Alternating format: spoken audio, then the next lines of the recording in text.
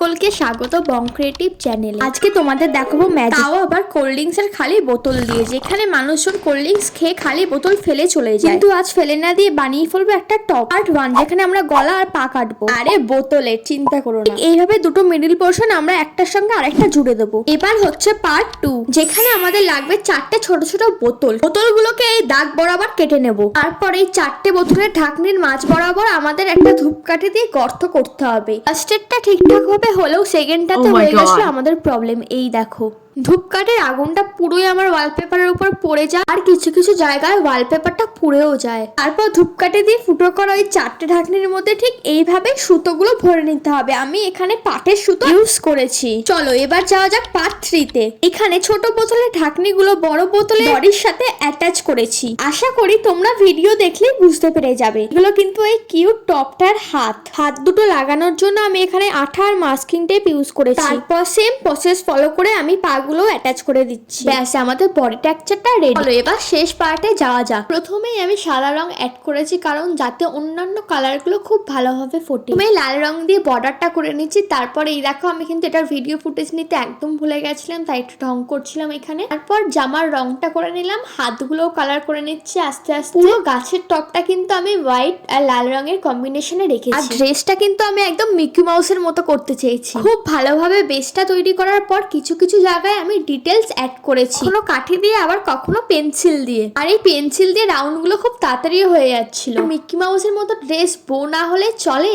তার জন্য একটা কিউট বো এঁকে নিয়েছি। আর বোটা আঁকার পর তো আমার ভীষণ কিউট লাগছে। এরপরেও আমি কিছু কিছু জায়গায় অনেক ডিটেলস অ্যাড করেছি। এরপর আমি দেখো সুন্দর করে জুতো পরিয়ে নিয়েছি। চলো এবার তোমাদের একটা ম্যাজিক দেখাই। সবশেষে টবে গাছ অ্যাড করে দিয়েছি। ব্যাস, আমাদের পুরোপুরি টপটা রেডি। বলো দেখি তোমাদের এই কিউট টপটা কেমন লাগলো। ভালো লাগলে একটা লাইক করে যেও, আর চ্যানেলে নতুন হলে সাবস্ক্রাইব করো। বাই।